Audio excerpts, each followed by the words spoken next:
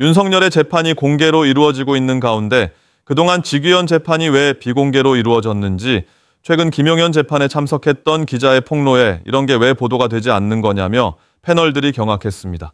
변호사가 고함치고 방청객이 증인을 협박하는데도 가만히 두는 직위원, 정말 그 폭로 내용에 경악을 금치 못합니다. 중요한 것은 다음입니다. 직위원이 침대 재판 논란에도 꿈쩍도 하지 않는 이유가 윤석열과 한동훈이 가진 캐비넷 때문이라는 폭로도 연이어 밝히고 있는데요. 널리 알려진 룸사롱 출입에서 더 나아가 나쁜 짓을 한 것을 정혜환 대표가 슬쩍 폭로해버렸습니다. 주의 깊게 들으셔야 그 나쁜 짓이 무엇인지 알아차릴 수 있습니다. 집중해주세요. 눈치채신 분은 댓글에 공유해주세요. 이제 스픽스에서 직위원을 폭로합니다. 네. 제가 볼 때 이제 꼼수 같은 느낌이 들어서요. 아까 그 외부위원회 한 거 있지 않습니까? 네. 그러니까 제가 볼 때는 이 사건이 무슨 뭐 외부에서 이것까지 다시 확인할 필요가 있는 건가? 그냥 갔냐? 먹었냐? 돈 냈냐? 안 냈냐? 이거 확인하면 되는 거죠. 실제적으로. 다른 게 필요한 게 아닌 거잖아요. 네. 그게 뭐 어렵게 걸려요? 다시 한번 해보세요. 갔냐? 먹었냐? 돈 냈냐? 이것만 확인하면 다른 거 확인하려는 게 아니잖아요. 실제적으로. 네네네. 그러면 그거 확인하는데 지금 50일 이상이 진행돼도 답을 못 내고 있다가 갑자기 외부 사람들을 통해서 이걸 검토하겠다고 얘기하는 건 무마를 하는데 자기들 입으로 무마한다는 얘기를 하면 안 되니까 외부의 입을 빌려서 무마를 하려고 하는 것이 아닌가 생각이 들기 때문에, 또는 아니면 시간을 질질 끌려고 하는 것이 아닌가 생각이 들기 때문에 네. 저는 이건 제가 볼 때는 조희대 대법원장이 일정한 순간에는 본인의 거취를 정리하지 않으면 안 되는 상황으로 갈 수밖에 없는 좀 과정이 있다고 봐요. 맞습니다. 그럴 수도 있고요. 직위원이 했던 A, B, C 세 가지 장면을 제가 상상으로 이렇게 걸어놓으면 실제로 C 장면이 제일 중요한데 거기에 대한 증거는 없고. C 장면은 뭐예요? A, B, C라는 장면, 가장 불법적인 요소가 많다고 추정할 수 있는 장면. B 장면이 있고 A 장면이 있는데 지금 현재 우리가 봤던 것은 A 장면일 가능성이 높아서 이게 범죄 혐의와 관련된 것은 당사자는 당연히 부인을 할 거 아니에요. 네. 증거를 이렇게 채정을 하거나 최소한 수집을 해서 수사 단계로 가기까지 뭔가 제대로 된 걸 밝히지 못했다. 그 조사 과정에 이제 의견을 제시했던, 또는 그 취재 과정이라고 해야 되는가, 조사 과정에서 하여튼 정언이라고 해야 되겠, 정보를 제공했던 한 사람을 제가 만난 적이 있는데 번지수 잘못 짚었다. 그게 아니다. 지금 거기에서 일어났던 접대와 무엇은 그 장소가 아니다라고 하는 이야기를 이제 저도 이 과정에서 직위원이 어느 정도까지 이제 그런 이제 접대를 받았느냐라는 걸 취재를 할 때 들었는데, 그래서 외부심의위원회는 조금 전에 말씀하셨듯이 뭔가 면피를 하기 위한 수단으로 외부에다가 주는 것도 있지만 실제로 조사의 한계 때문에 전체적으로 ABC 그림을 다 파악을 못했다. 한계, 역량의 이런 제한 때문에 이제 이런 것도 있었기 때문에 굉장히 애매모호한 결론이 나올 가능성이 있다라고 우려도 하고 있습니다. 알겠습니다. 제가 보기에 가장 큰 지점은 마음에 걸리는 부분이 지난주에 직위원 재판부에 김용현 재판 이야기를 할 수밖에 없는데요. 왜 그러냐면은 왜 무슨 접대가 있었다면 네. 그 내용은 무엇이었는가? 사실 그 부분에 연결이 되지 않습니까? 근데 지난주에 김용현 재판에서 이제 김용현 측에서는 직위원의 재판을 피하고 다른 사람으로 해달라. 기피 신청을 내는 과정에 있어서 어떤 일이 있었냐면 증언이 당시에 경로했었다라는 거를 톡방에 올린 사람들이 있습니다. 그래서 그 부분에 대해서 이제 증언을 하러 나왔는데 그쵸? 김용현 변호사 측에서 증인이 입을 떼지 못하게 고래고래 소리를 계속 지릅니다. 변호사들이요? 그래요? 네, 김용현이? 네, 김용현 변호사 측에서 이거는 안 된다. 이거는 잘못됐다. 그러니까 증인이 입을 계속 못 떼요. 내란 재판이 100명이 증인이 넘는데. 근데 그거를 재판장이 저지하지 않아요? 그래서 저지를 안 하고. 저지를 해야죠, 당연히. 그거를 휴정을 2번을 합니다. 어머. 그렇게 2~4시간을 해요. 직위원 부장이? 네. 그래서 어떤 일들이 벌어졌냐. 그 재질을 어떻게 했냐면 이제 사람들이 증인이 왔는데 증언을 못 하고 있잖아요. 네. 그러면은 이제 부장판사가 이제 전담 판사가 제지를 하고 변호사 조용히 해주십시오. 증인 얘기하십시오. 해야 되는데 네. 거기서 이제 직위원 판사가 딱 한마디 던집니다. 뭐라고? 화내면 지는 겁니다. 에? 잠깐만, 그게 무슨 말이에요? 화내면 지는 겁니다? 이게 직위원 부장판사 입에서 나온 이야기예요. 그런데 이런 상황에서 이거 재판을 중계를 내보내면 와. 어떻게 국민들이 이걸 보고 뭐라고 얘기하겠습니까? 정말 그 재판 지휘를 그런 식으로 했다는 거예요? 네. 그러니까 재판 중계를 못하고 있는 이유가 저는 이런 거라고 봅니다. 그러니까 예를 들면 화내면 지는 겁니다라고 얘기하면 화를 누가 냈어요? 누구한테 그런 말을 한 거예요? 김용현 변호인 측이 화를 낸 거잖아요. 그러니까 김용현 변호인 측은 화를 내면서 증인이 입을 못 대게 하고 재판부에 항의를 하죠. 그러면 그러니까 재판관이 둘이 말이 누가 옳고 그른지를 판단하는 사람인데 화를 내는 측한테 야, 너 화내면 지는 거야. 막 화내지 마. 이렇게 얘기했다는 것밖에 안 되는 거잖아요. 그게 재판이니까? 아니 잠깐만. 증인이 증언을 하려고 그러는데 왜 증언을 방해하느냐 이러면서 조용히 하고 있어라라고 말을 해야 돼요, 원래는. 네. 근데 그렇게 안 하고 그 변호인이 그렇게 말하는 것도 말도 안 되는 행위지만 그렇게 말하는 사람한테 화내면 지는 겁니다. 이렇게 말했다고요? 그리고 나서 2번 휴정 후에 갑자기 그 변호인이 화가 안 풀렸는지 3시간 동안 재판을 진행을 못하고 그 다음에 기피 신청을 낸 겁니다. 그게 김용현 재판에 있었던 일이에요? 그게 지난주에 있었던 일인데.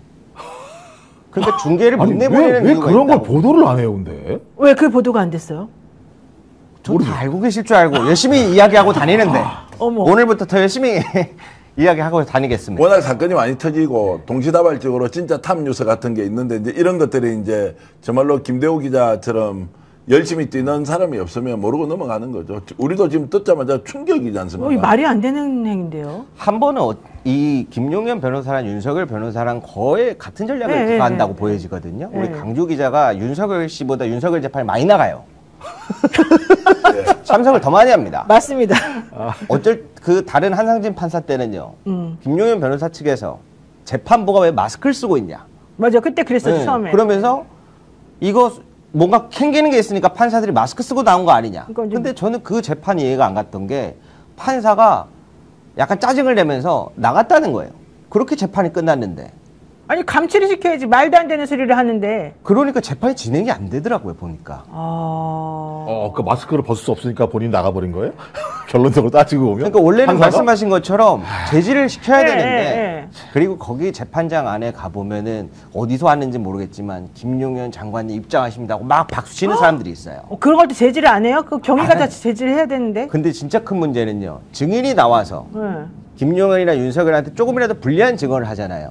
휴정 때 밖에서 그 증인, 군인들이면 이제 소령 이상급인데 그 지지자들이 협박을 합니다. 어머. 당신 조심해 이런 식으로. 그 분리도 안 시키고 이렇게? 네. 아니 그 증인을 보호를 해줘야죠. 뒤로 이렇게 다른 통로로 나가도록 하던가. 보통은 법관들이 드나드는 쪽으로 나가게 해주거든요. 그러니까 얼마나 말도 안 되는 일들이 벌어지고 있는지. 근데 지금 그걸 전부 다 지금 비공개로 하고 막 우리들한테 알려주지 않고 막 그랬잖아요. 그렇지 않습니다. 그래서 제가 봤을 때 지금 윤석열을 포함한 이 재판뿐만 아니라 김건희 특검도 처음부터 재판 공개로 가자고 하지 않습니까? 네. 이 부분을 의식해서 이거 비공개하면 안 되겠다. 라고 아마 저는 보고 있는 것 같습니다. 와, 난 이런 얘기 처음 들어봤는데? 순간적으로 드는 생각이 직위원 판사의 재판 스타일이 저게 이제 예를 들어서 이제 연출가나 기획자가 어떤 드라마나 특정한 행사 같은 걸 할 때처럼 한다는 느낌이 확 들어서 이 사람이 할 때 놀 때도 그렇게 놀았다는 이야기를 제가 이제 뭘 이야기를 할 텐데 또 이게 법적인 저런 것이 놀 때도가 무슨 말이에요? 재판장이 놀 때도? 본인이 아니 평소에 할 때 이게 뭐 유흥을 즐길 때도 뭐 이런 악동과 같이 이렇게 하는 이제 그렇게 많이 해왔다라는 얘기를 이제 들은 바가 있어서 이게 이제 평소 가지고 있는 스타일이 재판에서도 똑같이 드러나구나. 말씀하셨듯이 무조건 저런 걸 공개를 해버려야 되는데 공개를 못하니까 어느 정도 수준으로 지금 이 상황을 인식하고 가는지 정말로 알 수가 없다라는 생각이 들어서 지금이라도 정말 공개만 할 수 있으면 공개를 다 시켜버려야 하는데 그리고 그 내용을 낱낱이 알려야 한다. 그리고 또 하나 더 오바해서 이야기하는 것 같지만 여러분 그냥 편하게 들어주십시오. 이게요 물고 물려 있어가지고요. 캐비넷이 너무나 많은 곳에서 존재하는 거예요. 윤석열이 가지고 있는 캐비넷. 한동훈도 지금 캐비넷을 엄청 가지고 있을 것이라는 소문이 있거든요. 그것이 증거로서 존재하느냐 또는 본인이 눈으로 확인한 것이냐라는 것은 우리가 따져볼 수 없지만 서로 물려있는 게 너무 많으니까 직위원이 완벽하게 괜찮은 판사였고 법치의 상징이었고 균형감 있고 공정하다 이런 게 아니지 않습니까? 그러면 자신도 모르는 사이에 그 캐비넷이 돌아다닌다는 이야기를 최초의 직위원 문제가 터졌을 때 우리가 밝혔단 말이에요. 이걸 누가 이 정보를 가져왔느냐, 어느 정보 라인에서 확보하고 있느냐, 거기에서는 장부가 있었다, 이것까지 가지고 있다라고 했는데 그 당시에 어떻게 했어야 되냐, 바로 수사에 들어갔어야 되는 거예요. 지금 아까 말씀드렸던 A, B, C의 장면이 과연 지금 대법원에 있는 윤리감찰관실에서 갖고 있는 것이 B, C도 있느냐, A밖에 없는 거 아니냐, 라는 것에 제가 의혹 제기를 하듯이 그 당시에 수사를 전격적으로 했으면 엄청나게 많은 증거를 확보할 수 있었습니다. 근데 그게 이제 다 지나가 버렸죠. 그런데 재판 과정에서 저런 현상이 벌어지고 있다는 것은 물고 물려 있기 때문에 나의 약점이 언제 터져 나올지 모르는 거예요. 범죄 사실에 대한 판단과 그리고 재판을 진행하는 것이 아니라 본인의 비밀 같은 것이 어느 곳에서 캐비닛으로 존재할 수 있다. 이게 드러날 수도 있다 없다라는 것이 막연하게 압박의 수단으로 쓰일 수 있다라는 이제 말씀까지 저는 드리겠습니다. 그러니까 말씀하신 공수처 같은 경우도 지금 수사를 해야 되는 거잖아요. 강제 수사를 했으면, 그러니까 감찰이라는 게 한계가 있다고 한다면 공수처가 판사에 대해 직위원 판사에 대해서 수사를 착수했으면 저는 이게 되게 어려운 수사가 좀 아니라고 생각을 하거든요. 말씀하신 것처럼 누가 만나는지 특정하고 그 사람 불러가지고 참고조사하고 그다음에 매출 전표 이런 거 다 확인하면 나올 수 있는 내용인데 공수처가 수사를 하지 않고 있고 또 하나 말씀하신 것처럼 법원이라면 아무리 독립적으로 재판관이 판결을 내린다고 하더라도 재판을 진행한다고 하더라도 그 정도의 깽판 재판을 진행하고 있는 상황이라고 하면 내부에서 그 감찰 대상 아니에요? 그 정도 만약에 지금 재판을 진행하고 있다면 거기에 대한 아무런 문제 제기도 없고 그리고 법원 자체에서 거기에 대한 압력을 넣을 생각도 없으면서 계속 사법부의 독립만을 얘기하는 상황이라면 저는 이건 그냥 직위원 판사 개인의 문제라고 보기 어렵다. 우리 옛날부터 추정했던 거 아닙니까? 예를 들면 조희대 대법원장을 비롯해서 소위 사법 카르텔이라고 하는 거대한 압박과 전 대표님 말씀하셨던 소위 직위원 개인에게도 뭔가 문제가 있는 거 아니야라고 하는 것이 결합됐을 때 나올 수밖에 없는 지금 현상이 벌어지고 있는 상황이다. 근데 이걸 그냥 감찰의 결과를 기다리라고 국민들한테 얘기하는 건 자기들 스스로 사법부의 권위를 무너뜨리는 건데 사법부의 권위를 무너뜨리더라도 이걸 감춰야 될 수밖에 없는 내용들이 또 있는 거 아닌가라는 생각이 들기 때문에 이거 어디까지 파야 되는지 모르겠어요. 자, 그래서 이제 지금 이 문제를 다루려면 분명히 경찰의 정보 라인에는 이게 다 있는 거예요. 그런데 지금 이것을 수사로 이어갈 수 있느냐 없느냐의 문제는 경찰의 수뇌부가 지금 누구예요? 누가 만들어 놓은 사람이에요? 이게 지금 인사조치를 통해서 그렇잖아요. 지금 이제 새 정부가 들어서고 나서 이제 경찰 인사 한의원 아니 누구 성gin이 어떠니 이렇게 가고 있으니까 수뇌부를 차지하고 있는 사람들은 이 정보를 다 알고 있단 말이에요. 그 당시에도 경찰 쪽에서 두 가지 축으로 나온다라는 이야기가 있었고 실제로 경찰 출신한테 제가 직접 들었지 않습니까? 그러면 경찰에서 그 정보가 있는지 없는지는 경찰이 제일 잘 안다고요. 장부를 압수한 적이 있단 말이에요. 직위원이 출입했다고 추정되는 것은 그 한 곳이 아니라 한 세 군데 정도가 있는데 그 근처에 막 있다고 얘기 듣는데 예, 그러면 거기에 대한 장부 압수를 탐문 과정에서 그게 성매매와 관련된 뭔가 수사하는 과정에서 장부가 턱 튀어나왔다는 거예요. 그런데 이게 별건이 되니까 그것은 묻어뒀는데 이게 이제 사건이 불거져서 뭔가 커졌다라고 하면 이걸 정보 장사질을 할 게 아니라 이게 그러면 실제로 수사 대상이 되는지 안 되는지를 이제 판단하면 됐는데 다 듣고 넘어갔고 그러면 이번에 경찰 수뇌부가 바뀌지 않습니까? 전격적으로 수사를 해야 한다는 것이고 다만 별건이 아닌 법리를 어떻게 구성하느냐는 것은 좀 다르지만 이제 이런 부분에서 정부가 경찰에는 분명히 있다라는 말씀을 저는 좀 드리고 싶습니다. 이거 여러분들은 좀 전에 정계환 평론가가 말한 것 중에 중요한 정보가 하나가 샥 흘러갔거든요. 제가 다시 말씀 안 드리지만 그 되게 중요한 부분이 여러분들의 그 근원적인 물음과 관련된 답변을 사실은 정계환 평론가가 했습니다. 근데 우리가 안 됩니까? 나중에 제가 말한 거에 압수를 한번 돌아가가지고 한번 무슨 말 했는지 한번 돌아보시면 무슨 말인지 알아들으실 텐데 만약에 그냥 넘어가셨으면 넘어가시고 이거 되게 위험한 발언이라서 여기서는 제가 제지하는 걸로 하겠습니다. 어느 대목일까?